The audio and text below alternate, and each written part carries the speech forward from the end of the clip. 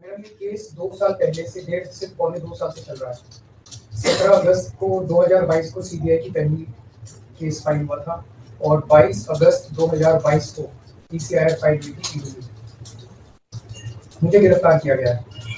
ना तो किसी कोर्ट ने मुझे दोषी करार दिया है, ना मेरे ऊपर कोई मुकदमा चला है, ना मेरे ऊपर कोई आरोप तय हुए हैं, ना मेरे ऊपर कोई आरोप नहीं है।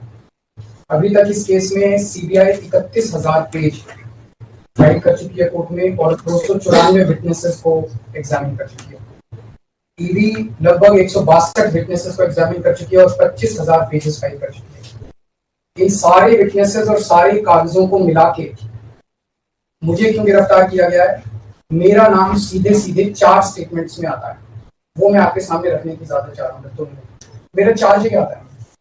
पहला, सी अरविंद मनीष सिसोदिया जी के सेक्रेटरी थे। उन्होंने ये कहा है, स्टेटमेंट दिया है कि एक दिन मेरे घर में मेरी मौजूदगी में मनीष सिसोदिया जी ने उनको कुछ एक्साइज के डॉक्यूमेंट्स हैंड ओवर किए। That's it madam. उन्होंने ये नहीं कहा कि मेरी मौजूदगी में पैसे दिए, कोई ऐसा कोई आरोप नहीं है। मेरी मौजूदगी में सी अरविंद को मनीष सिसोदिया जी ने एक्साइज के कुछ डॉक्यूमेंट्स। मैडम, मेरे घर पे ढेरों एमएलए आते हैं, ढेरों मंत्री आते हैं, ढेरों डिग्निटरीज आते हैं, अपने अपने सेक्रेटरी लेते हैं, वो आपस में फुसर भी करते रहते हैं, आपस में डॉक्यूमेंट्स के एक्सचेंज। मुझे क्या पता कि कौन किसको क्या दे। Is this a sufficient reason to arrest the sitting chief minister? क्या ये स्टेटमेंट एक सिटिंग चीफ मिनिस्टर को अरेस्ट करने के लिए पर्याप्त है? नंबर 1। नंबर दूसरा स्टेटमेंट, एमएसआर मगुंटा श्रीनिवास रेड्डी जी, ये मेंबर ऑफ पार्लियामेंट थे, जगन रेड्डी की पार्टी से। एमएसआर एक दिन 16 मार्च 2021 को 4:30 बजे मेरे दफ्तर आते हैं। उससे 10 दिन पहले उन्होंने मेरे ऑफिस में चिट्ठी ईमेल भेजी कि मैं एमपी हूँ मुख्यमंत्री से। मेरे ऑफिस वालों ने उसको 10 दिन बाद का टाइम दे दिया। वो मेरे पास मिलने के लिए आते हैं 4:30 बजे। मैं किसी वजह से जल्दी में था, आके वो मुझे कहते हैं कि मुझे दिल्ली में अपना फैमिली चैरिटेबल ट्रस्ट खोलना है, उसके लिए जमीन चाहिए। मैंने उनको कहा कि जमीन हमारे अंडर नहीं आती, एलजी साहब के अंडर में आती है, आप मुझे चिट्ठी दे दीजिए, मैं एलजी साहब को फॉरवर्ड करूंगा एंड दैट्स इट। सो ये हुआ 16 सितंबर 2022 को उनके घर पे रेड होती है। उनसे पूछा जाता है कि क्या आप केजरीवाल जी से मिले? वो कहते हैं कि हाँ मैं मिला और मैं केजरीवाल जी से अपने फैमिली ट्रस्ट की जमीन मांगने गया था। ये 16 सितंबर 2022 को सेक्शन 17 का स्टेटमेंट है। ED is not happy with this statement. 5 महीने के बाद उनके बेटे को 10 फरवरी को गिरफ्तार कर लिया जाता है। उसके बावजूद भी वो अपने स्टेटमेंट पे कायम रहते हैं। उनका दोबारा गिरफ्तारी के बाद स्टेटमेंट लिया गया, वो कायम रहते हैं। 5 महीने जब उनका बेटा गिरफ्तार रहता है तो बात टूट जाता है। 16 जुलाई को बदल लेते हैं। उसके बाद वो 16 जुलाई को वो अपना स्टेटमेंट बदल लेते हैं। 18 जुलाई को उनका बेटा छूट जाता है। उसके बाद उनका कोई स्टेटमेंट नहीं होता। That's it. स्टेटमेंट पे स्टेटमेंट हो रहे थे जब तक वो अपना स्टेटमेंट मेरे खिलाफ नहीं दे रहे थे। जैसे ही उन्होंने मेरे खिलाफ स्टेटमेंट दिया, बेटा भी छूट गया, स्टेटमेंट होने भी बंद हो गए और 3 अक्टूबर को उनका माफीनामा भी हो गया। Mission accomplish. इसका मतलब ईडी का मिशन केवल और केवल मुझे फंसाना था। 3 सेक्शन 50 के स्टेटमेंट है ना, तीनों से सेक्शन 50 के स्टेटमेंट है, equal in the eyes of the law. तीनों बराबर है, तीनों की ग्रेविटी सेम है। तो उसमें से एक स्टेटमेंट के तवज्जो क्यों दी गई? क्या जांच की गई है जानने के लिए उसमें से एक ठीक है बाकी 2 गलत है? जो 25,000 पेज ईडी ने फाइल किए हैं कोर्ट के अंदर, उन 25,000 में जो केजरीवाल के खिलाफ वाला स्टेटमेंट है केवल वो लगाया गया, बाकी दोनों स्टेटमेंट दबा दी गई। क्यों मैम? कोर्ट के सामने तीनों स्टेटमेंट लाए जाने चाहिए थे ताकि कोर्ट डिसाइड कर ले सच्चाई क्या है। चलिए ठीक है। 1 मिनट मैम। तीसरा स्टेटमेंट है उनके बेटे का, राघव मगुंटा से 16 सितंबर को उसके घर पे जब रेड होती है उनसे स्टेटमेंट लेते हैं। He says whatever his father had said. उसके बाद 10 फरवरी को उनको अरेस्ट किया जाता है। उसके बाद उनके 5 स्टेटमेंट्स होते हैं। 5 स्टेटमेंट्स में वो वही बोलते हैं जो पहले बोला।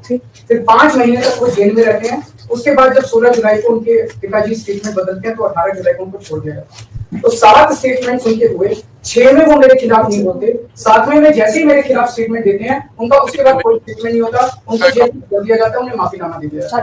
तो जो 6 स्टेटमेंट्स हैं ये रिकॉर्ड पे नहीं लाए जाते। चौथा है शरद रेड्डी के केस में 16 सितंबर को उसको अरेस्ट किया गया। 16 सितंबर को उसने रेड हुई, उसने मेरे खिलाफ कुछ नहीं बोला। 9 नवंबर को उसका स्टेटमेंट दिया, उसने कुछ नहीं बोला। 10 नवंबर को उसकी अरेस्ट हुई। उसके बाद उसके 9 स्टेटमेंट्स होते हैं मैम, 9 स्टेटमेंट्स वो मेरे खिलाफ नहीं बोलता। उसके बाद 6 महीने उसको अरेस्ट करने के बाद 25 अप्रैल को वो टूट जाता है और वो केवल इतना कहता है कि मैं विजय नायर के साथ मिलने सीएम साहब के पास गया था, सीएम साहब जल्दी में थे, सीएम साहब ने कहा कि विजय के टच में रहो, विजय अच्छा लड़का है। मैं केवल ये जानना चाहता हूँ कि क्या ये 4 स्टेटमेंट्स एक सिटिंग चीफ मिनिस्टर को अरेस्ट करने के लिए, मैम 2 मिनट दे दीजिए, के लिए पर्याप्त हैं? नंबर 1। नंबर 2, जो 30,000 पेज फाइल किए गए हैं, ये 30,000 पेज के अलावा 1 लाख पेज ईडी के दफ्तर में जो हमारी बेगुनाही के सबूत हैं, उनको कोर्ट के सामने नहीं लाया गया। ये दूसरी बात मैं ये कहना चाहता हूँ, ये शराब घोटाले का पैसा आखिर है कहाँ? जो शराब घोटाला कहा जा रहा है, मैम ये आरोप लगाया जा रहा है कि 100 करोड़ रुपए किसी साउथ लॉबी ने शराब की हमने पॉलिसी बनाने के लिए आम आदमी पार्टी, मैम ये जस्टिस संजीव खन्ना का ऑर्डर है। जस्टिस संजीव खन्ना का order ma'am page 22 para 12, the assertion in the complaint filed by DOE that kickback of ₹100 crore was actually paid by liquor group is a matter of debate. Sanjeev Khanna कह रहे हैं, इसका मतलब ये साबित नहीं हुआ, इसका मतलब ये विवादास्पद है, इसका मतलब ये संदेहास्पद है, इसका मतलब इसके लिए सबूत नहीं है। तो जो 100 करोड़ रुपए ये कह रहे हैं कि हम लोगों ने रिश्वत ली, वो रिश्वत तो संदेहास्पद है, उसमें तो सबूत ही नहीं है। लेकिन असली शराब घोटाला क्या है? असली शराब घोटाला शुरू होता है ईडी की जांच के बाद। जब ईडी की जांच शुरू हो जाती है, ईडी की जांच के 2 मकसद हैं। एक स्मोक स्क्रीन क्रिएट करना पूरे देश के सामने, आम आदमी पार्टी ने चोरी की है, आम आदमी पार्टी भ्रष्टाचारी है, आम आदमी पार्टी ने शराब घोटाला किया, हमारी, और उसके पीछे एक्सटॉर्शन रैकेट करना जिसके जरिए वो एक्सटॉर्शन रैकेट करना जिसके जरिए वो पैसे इकट्ठे कर रही है। मैं आपको सबूत दे रहा हूँ। शरद रेड्डी के केस में शरद रेड्डी को बेल 2 वजह से मिली। एक, शरद रेड्डी ने मेरे खिलाफ स्टेटमेंट दिया, और शरद रेड्डी ने अरेस्ट होने के बाद 55 करोड़ रुपए का चंदा बीजेपी को दिया। 55 करोड़ रुपए के bonds arrest, so he bought his bail ma'am, he bought his bail. Then now the money trail is clearly established. Money trail is clearly established. Ma'am, just last 1 minute. Last 1 minute. The money trail is established, ma'am. उसने अपनी bell arrest होने के बाद 55 करोड़ रुपए का चंदा BJP को दिया, बीजेपी के अकाउंट में सीधा गया। मनी ट्रेल इज एस्टैब्लिश्ड, और यही पूरी जांच का मकसद था। एक तरफ आम आदमी पार्टी को क्रश करना, एक स्मोक स्क्रीन क्रिएट करना, भ्रम का पर्दा, और पीछे से एक्सटॉर्शन करना। अगर आपको हमारी वीडियो पसंद आया हो तो इसे लाइक और शेयर जरूर करें, और हाँ, हमें सब्सक्राइब और फॉलो करना ना भूलें।